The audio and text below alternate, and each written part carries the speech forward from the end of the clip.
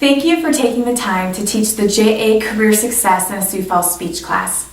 I want to highlight the adaptations that we have made to the third activity.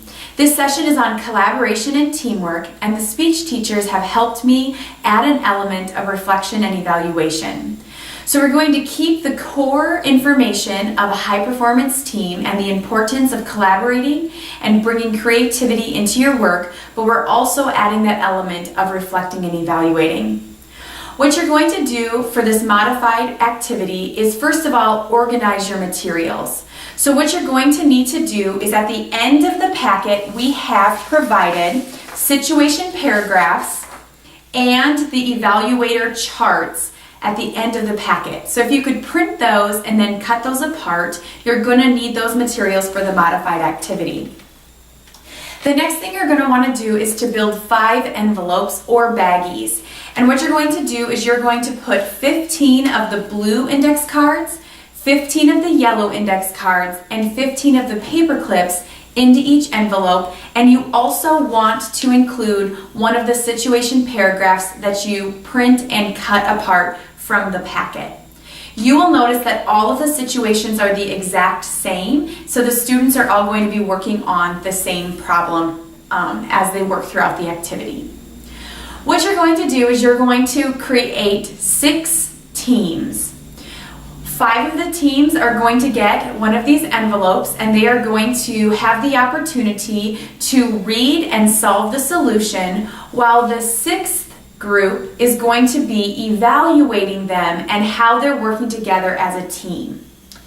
So obviously you're going to use the outline in the beginning to walk through your introduction, talking about the importance of teamwork, collaboration, and cooperation, focusing on what a high-performance team is using the GRIPPY model, and then finally moving into a high-level overview of what reflecting and evaluating is. What this activity actually is doing is it's allowing each group to be a department at an architecture company. What's happened is the boss has pulled the team into his office, stating that a client from out of town is in town and is on their way to your office to brainstorm some opportunities for a model of a potential building that they want to have built within the next year.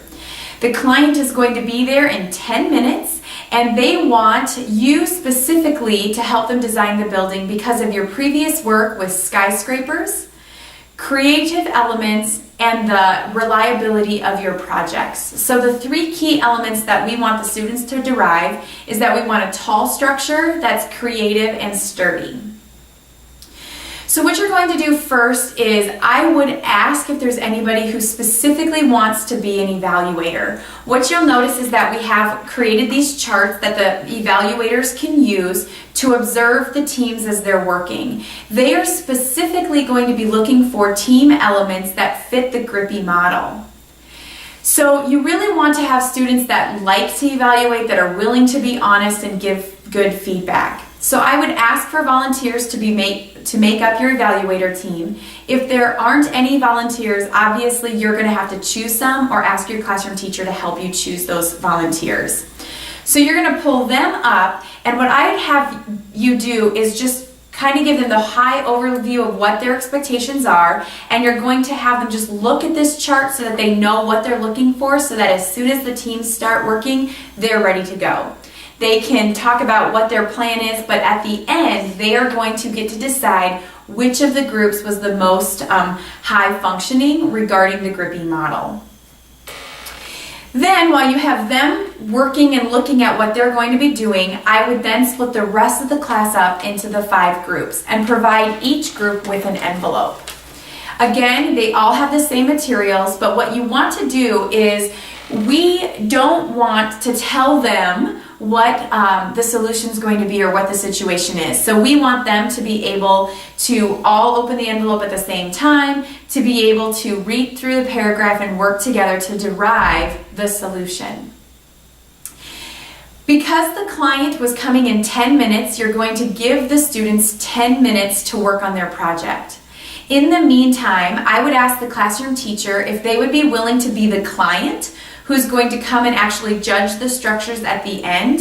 If the teacher prefers not to be the client, then you as the volunteer take that role. You're going to give the students 10 minutes to work on their solutions and create the model. And then what you're going to do is call time and indicate that the client has arrived. So you can say if that's the teacher or if that's you. And what you're going to do is have the evaluators come together to collaborate on who they feel was the most high-performing team and why. While they're working together to determine that winner, you're going to allow each group to give a 30-second pitch of their model to the client. So while they're doing that, the evaluators are going to be making their decision. Once all of the groups have the chance to do a 30-second pitch, you're going to pull the whole class back together. You're going to allow the evaluators to share which team they felt was the most high-performing and why, based on the groupie principles. And then you're going to have the client choose which of the groups they would indicate as the winner.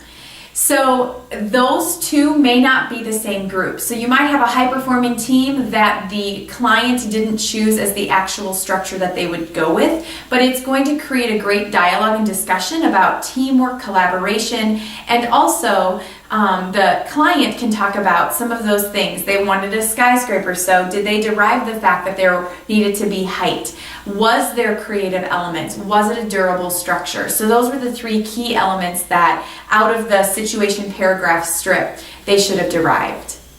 You will notice that we have provided talking points at the end of the teaching tip document that you can use as time allows to continue to foster the conversation, both around reflecting and evaluating and also the elements of a high-performance team.